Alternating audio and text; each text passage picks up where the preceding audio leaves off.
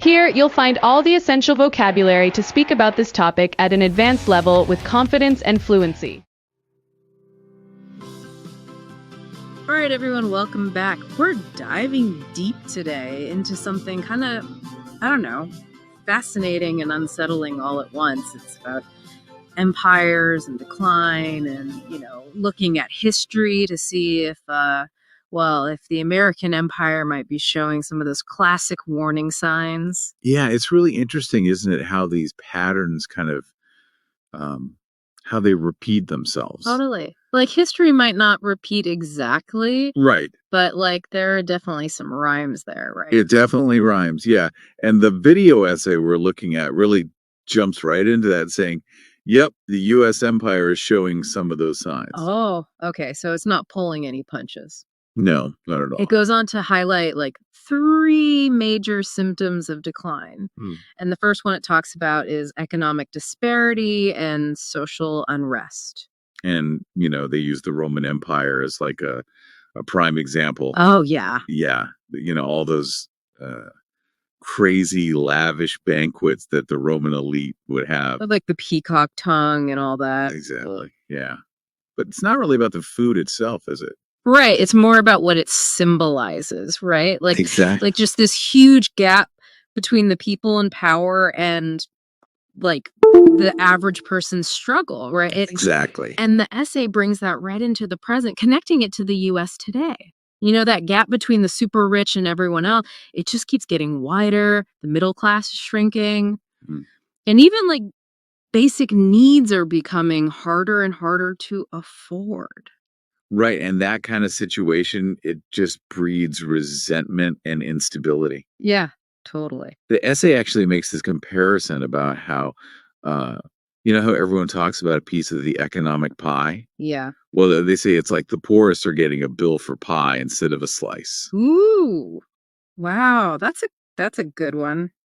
That really stuck with me too. Yeah. And it kind of reminds me of the language of decline source, the one about how language reflects these societal shifts. It talks about how there's this increase in using slang terms like scam to describe the economic system. Oh, yeah, for sure. That's such a clear sign that people are just feeling disillusioned. Mm-hmm. They're seeing the system is totally unfair. Yeah. And that kind of feeling, when it's widespread, well, history shows us that's often a sign of things about to change. Yeah. Exactly. Yeah. Okay, so we've got economic trouble brewing. The second symptom of decline the video essay talks about is it's this waning of soft power. And for anyone who's not familiar with that term, it's basically the ability to influence others, not through force, but through your culture and persuasion. Right.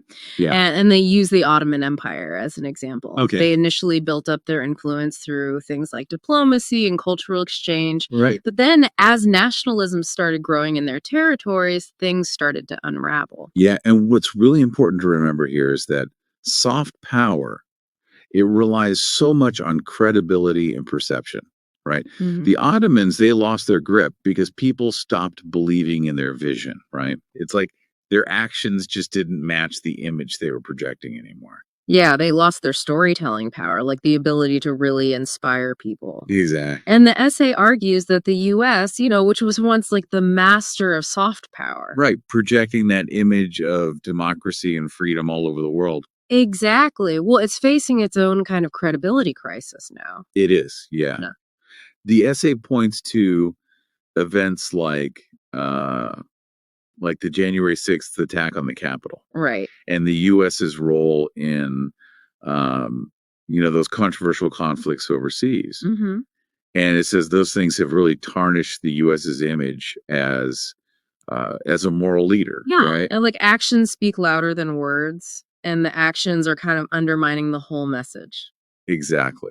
People are starting to see those cracks in the facade. There's a gap between the story the U.S. tells about itself and, the reality playing out on the world stage. Right. Okay, so we've got our economic troubles, our soft power fading. The third symptom of decline that the video essay outlines is overextension, and the cost of maintaining hard power. Right. Basically military might. Yeah, exactly. And they used the collapse of the Soviet Union as a cautionary tale, right? They spent massively on the military, propping up all those satellite states, and then got bogged down in these really costly conflicts. Like Afghanistan being like The prime example, yeah. And it just drained their resources, eroded public support. Yeah, it's like they spread themselves way too thin, trying to control everything, and it ended up weakening them in the process. And the essay makes a direct parallel, right, between that Soviet experience in Afghanistan and the US's or more recent involvement there. Yeah, that's a really striking comparison. It is, highlighting that huge financial drain and, well, the lack of clear victories, right? Kind of makes you wonder if we're falling into the same trap. It really does. And the language of decline source, if we bring that back in, it argues that any system at all, that's built on exploitation, whether it's happening domestically or internationally, it's ultimately unsustainable. It's like building a house on sand. Right. Eventually, it's going to crumble. Exactly. So we've got these three big potential problems, right? Economic disparity, soft power fading, and then overextending the military. Yeah, and what's really interesting is how connected they all seem to be, right? Yeah. It's not just like separate things happening. It's like they're all feeding off each other, right? Exactly. It's like a house that's slowly falling apart, right? Yeah. You got a couple of cracks here, a leaky faucet there. Right. And if you don't fix the underlying problems, well, they just become huge headaches later. Oh, totally. So, okay, we've got our economic cracks, our soft power leaks, and maybe some military overspending termites gnawing away at the foundation. Yeah, I like that analogy. But here's what I think is really fascinating, right? It's like all this internal stuff is happening while the whole global landscape is changing too. Right. Like the video essay makes this point that we're moving away from a world dominated by one single superpower. Yep. That unipolar world with the US at the top. Exactly. And we're heading towards this multipolar world with multiple centers of power. Right. And that's huge. It is. It has massive implications because think about it. The current global system with the US dollar at the center of everything. Yeah, and all the US aid and the threat of sanctions. Right. That whole system was basically designed to benefit America. Right.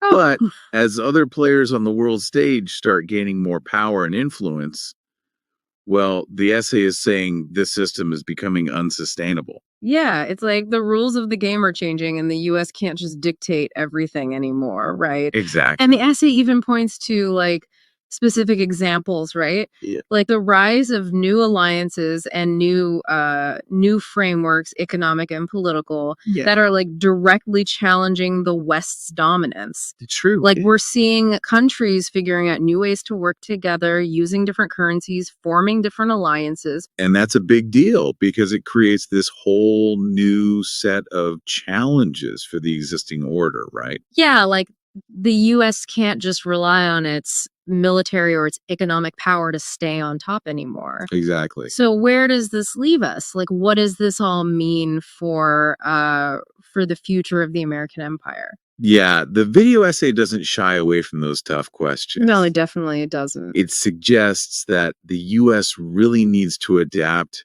to this new reality, this multipolar world, and find new ways to engage. Okay, so it's not all doom and gloom. No, not necessarily. But it is a call for some serious reflection. Yeah, for sure. Rethinking America's role in the world, maybe even what empire even means in the 21st century. Yeah.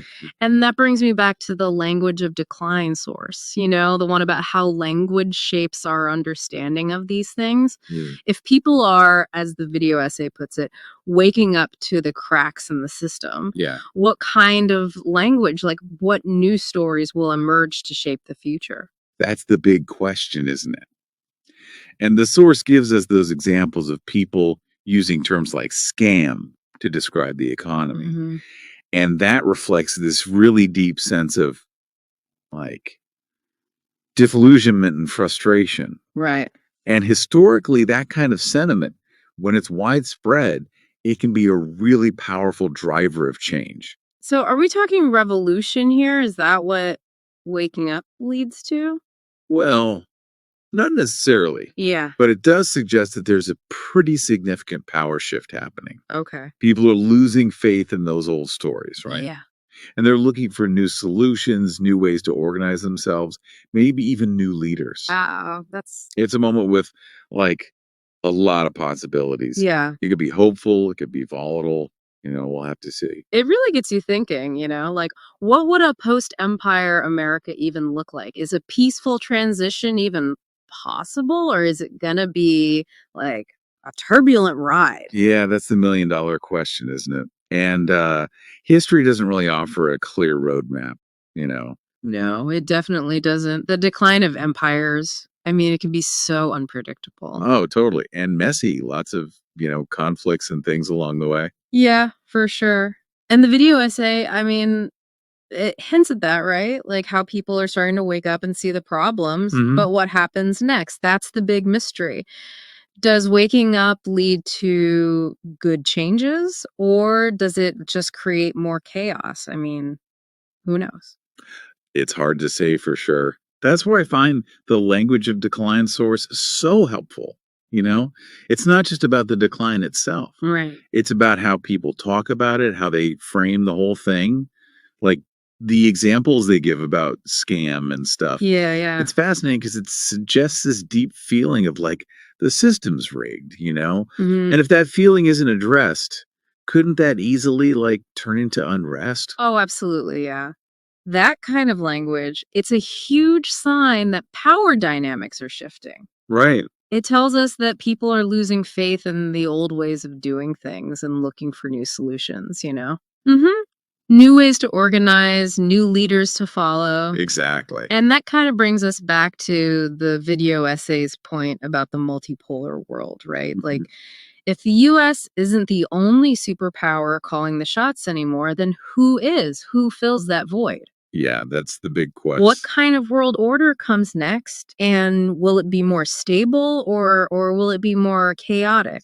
That's the big unknown, isn't it? The video essay ends on this like kind of cautious but optimistic note, saying that this shift, this multipolar thing, it could actually create some really interesting opportunities. Oh, okay. So maybe it's not all bad. Maybe not. Yeah. Imagine new alliances, new ways of cooperating, maybe even like a more equal distribution of power around the world. That would be pretty amazing. It would, wouldn't it?